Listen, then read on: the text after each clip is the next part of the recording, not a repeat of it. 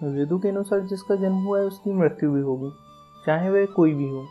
स्वयं कल्प के अंत में भगवान ब्रह्मा भी परब्रह्म में लीन हो जाते हैं।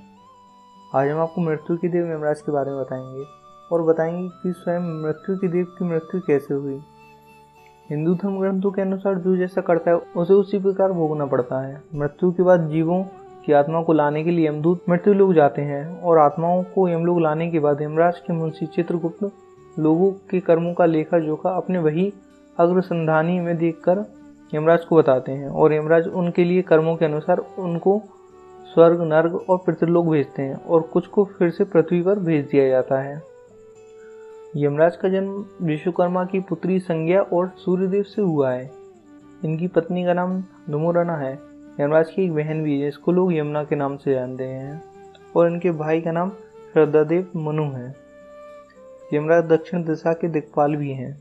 यमराज के रूप का पुराणों में विचित्र विवरण मिलता है। पुराणों के अनुसार यमराज का रंग हरा है और वे लाल रंग के वस्त्र धारण करते हैं। यमराज भैंसी की सवारी करते हैं और उनके हाथ में गदा होती है। एक पौराणिक कथा के अनुसार प्राचीन काल में कालंजर में शिवभक्त राजा श्वेत राज्य करते थे। वृद्ध होने पर राजा श्वेत अपने पुत्र को राज्य सौंपकर गोदावरी नदी के तट पर एक गुफा में शिवलिंग स्थापित कर शिव की आराधना करने में लग गए। वे राजा श्वेत से महामुनि श्वेत बन गए थे।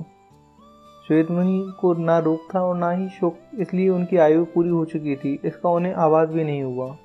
उनका सारा ध्यान सिर्फ शिव भक्ति में लगा रहता। वे अभय होकर रुद्राक्ष का पाठ कर रहे थे और उनका रोम रोम शिव भक्ति में लीन था। आयु समाप्त होने के कारण यमदूतों ने मुनि के प्राण लेने के लिए जब गुफा में प्रवेश किया तो गुफा के द्वार पर ही उनके अंग शिथिल हो गए। वे गुफा के द्वार पर ही खड़े होकर श्वेत मुनि की प्रतीक्षा करने लगे। जब श्वेत मुनि बाहर आए तो यमदूत बलपूर्वक श्वेत मुनि को वहां से ले जाने लगे तो वहां श्वेत मुनि की रक्षा के लिए स्वयं भैरव प्रकट हुए। भैरव ने यमदूत मृत्युदेव पर डंडे से प्रहार कर उन्हें मार दिया। इधर जब मृत्यु का समय निकलने लगा तो चित्रगुप्त ने यमराज से पूछा, श्वेत अब तक यहाँ क्यों नहीं आए हैं? तभी वहाँ कांपते हुए यमदूतों ने यमराज के पास जाकर सारा हाल सुनाया। मृत्युदेव की मृत्यु का समाचार सुन यमराज क्रोधित हो उठे।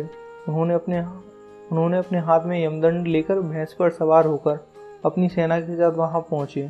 इधर शिवजी के पार्षद पहले से ही वहां आ खड़े थे। यमराज जब बलपूर्वक श्वेत मुनि को ले जाने लगे तब भगवान शिव ने अपने पुत्र कार्तिकेय को श्वेत मुनि की रक्षा करने के लिए भेजा। तब देवताओं के सेनापति कार्तिकेय और यमराज के बीच युद्ध आरंभ हो गया। कार्तिकेय ने यमराज पर शक्ति अस्त्र छोड़ दिया जिससे यमराज की वहीं मृत्यु हो गई। जिससे घबराकर यमदूत सूर्यदेव के पास गए और उन्होंने उन्हें सारी बात बताई। अपने पुत्र की मृत्यु का समाचार सुन भगवान सूर्य ब्रह्मा जी व देवताओं के साथ उस स्थान पर आए। यहाँ यमराज अपनी सेना के साथ मरे पड़े थे। तब देवताओं ने भगवान शंकर की स्तुति की। तब भगवान शिव प्रकट हुए। देवताओं ने कहा, भगवान यमराज सूर्य के पुत्र हैं, वे लोकपाल हैं और आपने ही इनकी धर्म व्यवस्था के नियंत्रक के रूप में नियुक्ति की है। इनकी मृत्यु सही नहीं है। इनके बिना सृष्टि का कार्य असंभव हो जाएगा। अतः सेना सहित इन्हें जीवित कर दीजिए, नहीं तो चारों ओर अव्यवस्था फैल जाएगी। तब भगवान शंकर ने कहा, मैं भी व्यवस्था के पक्ष में हूँ, किंतु मेरे और भगवान विष्णु के जो भक्त हैं उनके स्वामी स्वयं हम लोग हैं। मृत्यु का उन पर कोई अधिकार नहीं है। स्वयं यमराज और उनके दूतों का भी उनकी ओर देखना पाप है। यमराज के लिए भी यह व्यवस्था की गई है कि वे भक्तों को प्रणाम करें। फिर भगवान शिव ने देवताओं की बात मानकर यमराज को प्राणदान दिए। शिव जी की आज्ञा से नंदी ने गोमती नदी का जल लाकर यमराज और उनके दूतों पर छिड़क दिया, जिससे सब जीवित हो उठे। फिर यमराज अपने लोक को चले गए। श्वेत मुनि ने जहाँ पर शिवलिंग स्थापित की थी वह स्थान गोमती के तट पर मृत्युंजय तीर्थ कहलाता है। मृत्यु को कोई नहीं जी सकता, लेकिन भगवान शिव ने अनेक बार मृत्यु को पराजित किया है, इसलिए वे मृत्युंजय हैं और काल के भी काल महाकाल कहलाते हैं। यमराज के नाम का अर्थ है नियंत्रण और संयम। मृत्यु के पिता यमराज को धर्मराज भी कहा जाता है एवं एक धर्मशास्त्र का नाम भी यम है।